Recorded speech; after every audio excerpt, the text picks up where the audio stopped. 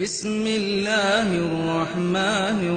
الرحيم والفجر وليال عشر والشفع والوتر والليل إذا يسر هل في ذلك قسم لذي حجر ألم تر كيف فعل ربك بعاد إرم ذات العماد التي لم يخلق مثلها في البلاد وثمود الذين جابوا الصخر بالواد وفرعون ذي الأوتاد الذين طغوا في البلاد فأكثروا فيها الفساد فصب عليهم ربك سوط عذاب إن ربك لبالمرصاد فأما الإنسان إذا ما ابتلاه ربه فأكرمه ونعمه فيقول ربي أكرمن وأما إذا ما ابتلاه فقدر عليه رزقه فيقول ربي أهانن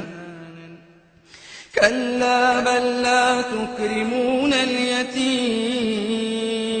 ولا تحاضون على طعام المسكين وتأكلون التراث أكلا لما وتحبون المال حبا جما كلا إذا دكت الأرض دكا دكا وجاء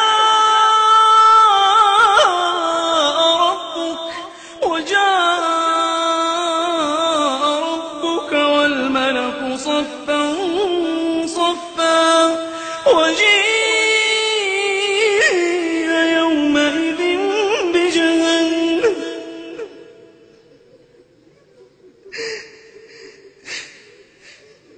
كلا إذا دكت الأرض دكا دكا وجاء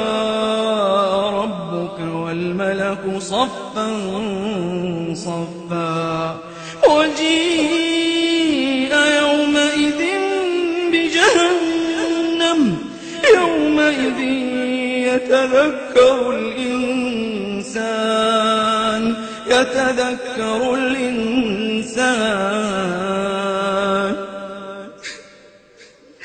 يومئذ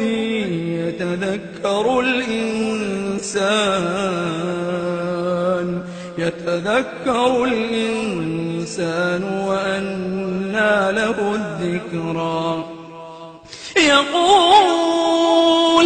يقول يا ليتني قدمت لحياتي يقول يا ليتني قدمت لحياتي فيومئذ لا يعذب عذابه أحد ولا يوثق وثاقه أحد يا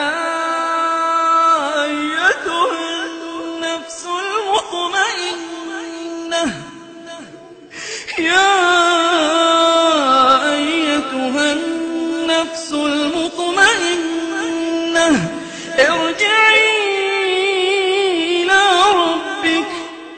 ارجعي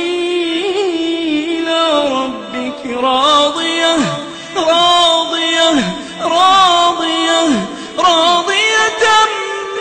مرضية